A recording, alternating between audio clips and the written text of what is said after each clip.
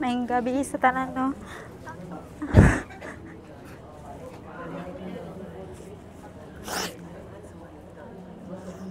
Ako day ang working nila.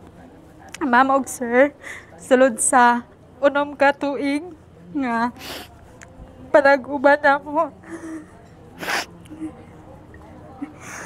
Ang dili na ako balimtan kang sir, no?